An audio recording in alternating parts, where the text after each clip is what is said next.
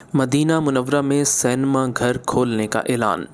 سرزمین حرمین اور مسلمانوں کے دوسرے سب سے مقدس شہر مدینہ منورہ میں 10 سینما گھر کھولنے کے اعلان نے امت مسلمہ کو ورطۂ حیرت میں ڈال دیا ہے۔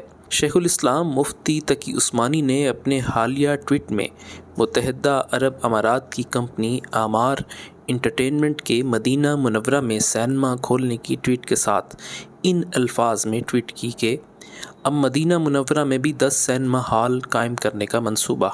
انا للہ و انا الیہ راجعون۔ الفاظ اس پر صدمے کے اظہار سے عاجز ہیں۔ الیس منکم رجل رشید۔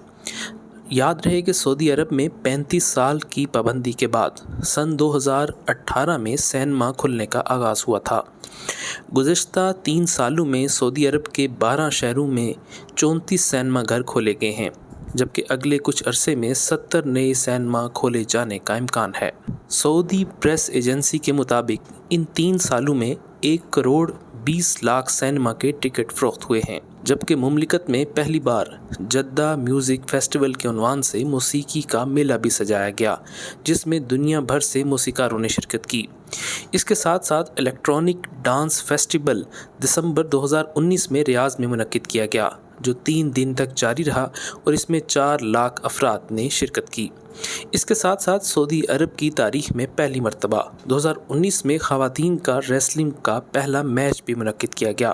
اس میچ کا انعقاد ریاض کے کنگ فہد انٹرنیشنل اسٹیڈیم میں ہوا، جس میں 68,000 لوگوں کے بیٹھنے کی گنجائش ہے، جبکہ سعودی عرب میں پہلے انٹرٹینمنٹ سٹی کا منصوبہ بھی بنایا گیا ہے، جہاں ایک طرف موسیقی، ڈانس اور سینما گھروں کو زینت دی جا رہی ہے، وہیں دوسری طرف مذہبی حوالے سے بھی سعودی عرب میں تبدیلی لائی جا رہی ہے، جس کے تحت جون 2021 میں اسلامی امور کی وزارت نے اعلان کیا تھا کہ مساجد کے لاؤڈ اسپیکروں کی آواز کو اپنی بلند ترین سطح سے کم کر کے اسے 1/3 تک اونچا کرنے کے بعد اذان دی جا سکے گی۔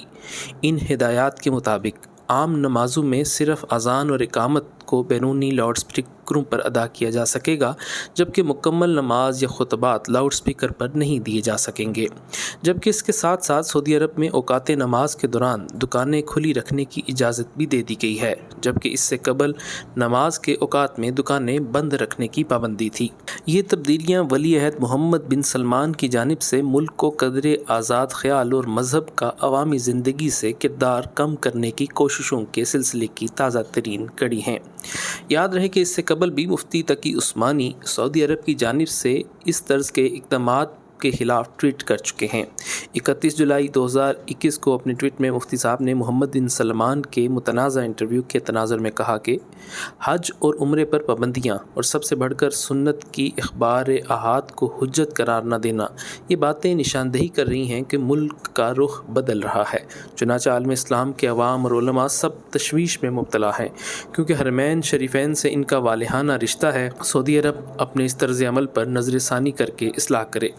جبکہ اپنے دوسرے ٹویٹ میں انہوں نے کہا کہ حرمین شریفین اور حجاج کی بے مثال خدمت کی وجہ سے ہمیشہ سعودی عرب کے مداح رہے ہیں، لیکن اب جو افسوسناک خبریں سوشل میڈیا پر اور کچھ براہ راست آ رہی ہیں، وہ اسلامی اور خود ملک عبدالعزیز کی روایات کے خلاف ہیں۔ حرم میں بے حجاب خواتین کی پولیس، نماز کے اوقات میں بازاروں کا کھول دینا اور سعودی عرب میں سینما گھر کھولنا۔